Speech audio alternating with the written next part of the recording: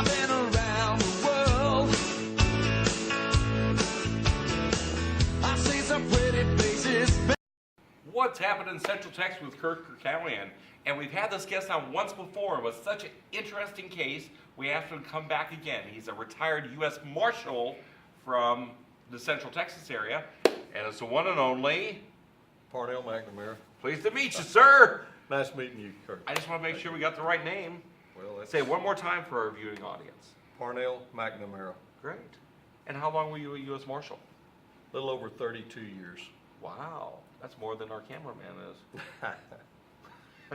Well, Now, last time you were on the show, we briefly talked about a very interesting case. That's why I wanted you back, because it was such a intriguing case, and again, we didn't have enough time to explain it all. What was that case again that you were talking about, the one that you were in charge of or really helped with? I was a part of it. It was a case of serial killer Kenneth Allen McDuff. And basically what that was, it was probably one of the saddest cases that I ever worked on or ever even heard about. But what you had was a serial killer, a psycho, named McDuff, and at age 20, in 1966, McDuff kidnapped and brutally murdered 3 16-year-old teenagers. He got them at a baseball field in Everman up by Fort Worth, shot the 2 young boys in the face, and then brutalized the little girl and eventually killed her. And he was captured a couple of days later. He was given the death sentence, and he was strapped to the electric chair twice and given a stay of execution each time. And you know, at that time the Supreme Court was looking at all the death sentences. So his sentence, his death sentence was commuted to life, and he spent a few years on at the LS unit at TDC. Mm-hmm. Then he was paroled out, and that was he was paroled out. He was paroled out, and it's kind of like turning a tiger out of his cage at the zoo onto the people. That's what kind of person he was. And so when we found out that he had been paroled, we were just we really were in disbelief that anyone could turn somebody that had brutally murdered some teenagers, turn them out, parole him out. When we found out where he was, it was even a sadder story, because he was going to TSTC right here in Waco on a state grant. So we were all paying for this serial killer's education. And so we contacted, when I say we, Sheriff Pamplin of Falls County, and my brother and I, Mike was a deputy U.S. Marshal at the time. This was in 1989 when he was paroled out. Excuse me. So we contacted the police chief at TSTC, told him there was a serial killer sitting in class, and I said he's sitting by somebody's daughter, somebody's wife, somebody's child. And so as it turned out, McDuff was sent back to prison for 3 months for threatening to kill a child. Then he was paroled out again. And so that's when really the killing started. And girls started disappearing in this area, and they just vanished. They were last seen in his presence. And then Melissa Northrup was working at the Quick Pack on I-35. So she turns up missing at 4 o'clock in the morning. Her car is gone, she's gone, and then several days later, McDuff's car turns up at the New Road Inn, which is about a block away. So you have a young girl gone, her car is gone, and a serial killer's car is abandoned next to the Quick Pack. So Bill Johnston, the U.S. Attorney, my brother and I, we developed an informant that gave a statement that McDuff had given him a tab of LSD. So we got a federal drug warrant, and that's what got U.S. Marshals involved. Okay. At the time, there were no warrants on McDuff. He was just running loose. He was on the rampage. And so when we got this drug warrant for 1 tab of LSD, we got a small task force together, U.S. Marshals, a couple of police officers, deputy sheriffs, and we had an ATF agent, DEA agent. It was just kind of a loose-knit group. But we went after him, And we ran for several weeks trying to find McDuff, and he just vanished. We arrested a lot of his friends. We sent some of them to prison or put them in jail at the time. And then when we realized we were really having a tough time finding McDuff, we got the big task force, which was the Gunsmoke task force that was in Houston. So we got funding and we got extra help. Coming into Waco, we had probably 20 U.S. Marshals at the time in the Waco office. We had Texas Rangers helping us. We had people with Texas Department of Corrections, all the local police and sheriffs and federal agents of all kinds. It was the most unbelievable law enforcement effort that I have ever seen. And so everybody pulled together, everybody was working well together, and it was just so amazing to see how many of these different agencies and police officers working together for this one goal, and that was to capture McDuff.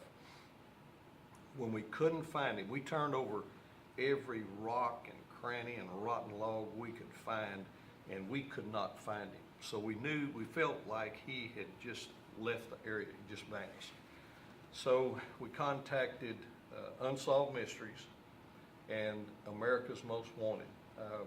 I contacted a fellow named Steve Baranovix, who was one of John Walsh's right-hand men with America's Most Wanted, and we sent him all the information on it.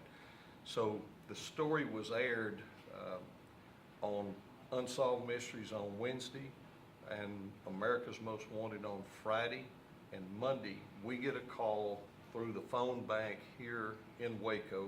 We had like 20 some odd officers on the phone bank, and that McDuff may be in Kansas City.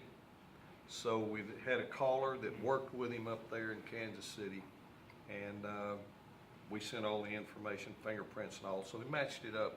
He was arrested in Kansas City on Monday after those shows had aired. And that was my first dealing with one of the national television shows. Right. But we actually caught him with the help of the media, America's Most Wanted. And so on Monday evening, I flew with a group of officers, Texas Rangers. We had Austin homicide guys, Temple organized crime fellas, ATF, U.S. Marshals. It was unbelievable. We all got on this U.S. Marshals jet and flew to Kansas City. And we got there about midnight and got McDuff out of the cell and interrogated him for quite a while. And then the next day we ran search warrants on his apartment, and it was really bizarre. We recovered knives, ropes, ski masks, all kind of things. So we flew McDuff back, and he got 2 consecutive death sentences. He was sentenced to death in the case of Melissa Northrop that he had gotten from the Quick Pack, and we developed information that he had kidnapped and killed Colleen Reed, the little girl at the car wash, and horribly brutalized her. So he got the death sentence in Colleen Reed's murder case and also Melissa Northrop's. And he was on death row for 7 years, and he was eventually executed November 17th of 1998. Wow. And the thing that made that case so bizarre, he is the only man that we know of that has gotten a death sentence, been strapped to the electric chair, strapped to the gurney, and given a stay of execution 2 times, then released to the public, continued his killing, which... Who releases them? I mean, is that just the state, governor? the state parole board. The parole board? The Board of Pardons and Paroles. And by the way, the chairman of the parole board did go to federal prison for some of the shenanigans in this That's what I was case. wondering about that. Yes, he sure did. And we found out at the time they were selling paroles. And McDuff's, one of his family members, told us that they had paid something like $25,000 to get McDuff out. So there was a lot of blood on the parole board's hand at that time. Wow. And but anyway, he was executed, and then we were able, right before he got executed, to develop information and get some of the remains of some of the girls back. But you know, to have something... Did he ever admit to it? He finally did at the end, but he never apologized. He never had any remorse whatsoever. And a lot of those serial killers will They'll apologize to the family right at the end. They'll try to get right with God. He never did any of it. He was just cold-blooded and cold-hearted, just evil through and through to the very end. Well, I saw a picture recently, somewhere online, I think it was somewhere on Facebook, that you were walking down the federal steps with him. Yes. And was that taken at the federal courthouse here in Waco? Right. When he was arrested on the federal drug warrant, and we had also developed information that he had handled a pistol, which we got firearms charges on him.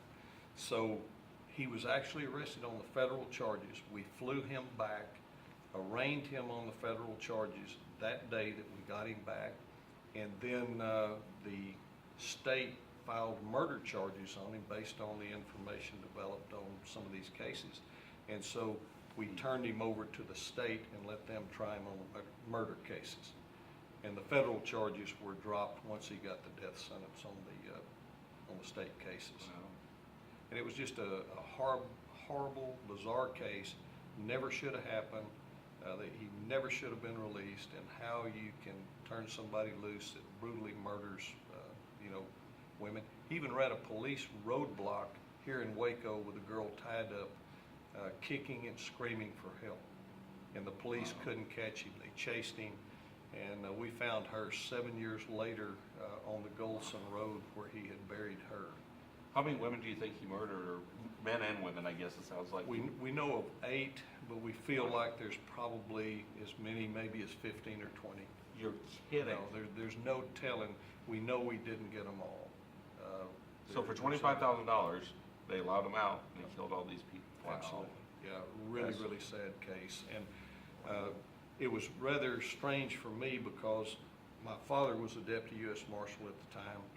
And I'm talking about in 1966, I was going to Baylor, so I knew about McDuff when he killed these kids. Then, he goes to prison, I get out and go into law enforcement, and we meet head on 20-something years later. Circle. Yeah. And it was, I guess, the worst case that I ever worked on. Wow. But my point is that we had such a concerted effort, and it showed what can happen when all law enforcement agencies and officers come together. It wasn't me or any other one particular officer. It was a combined effort, and I'll never forget that. We had as many as 25, 30, 35 police officers in the U.S. Marshal's office at any time working together. It was unbelievable. Wow. That's why I wanted you back, because we just didn't have the time last time to tell the whole story, and I know you gave a real brief one. But, Parnell, I really appreciate you coming back and letting the audience actually hear the full, complete story. And again, if you want to get more information on this, I know it's online. I did a little research. There's videos online. There's a lot of web stories about it. Actually, the most wanted that you talk about is actually I found it on YouTube. Yes. And I kind of remember after I watched it, I refreshed my memory. And it showed some really good pictures and things like that. So I can see why they were able to capture them.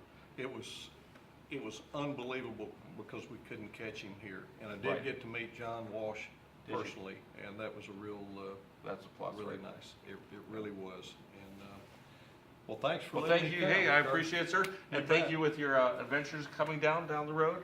Really appreciate it. And you're a friend of Red Sea, so anytime you have anything, please give me a call. We'll get you back up here, and love to have you maybe in a couple months. All right.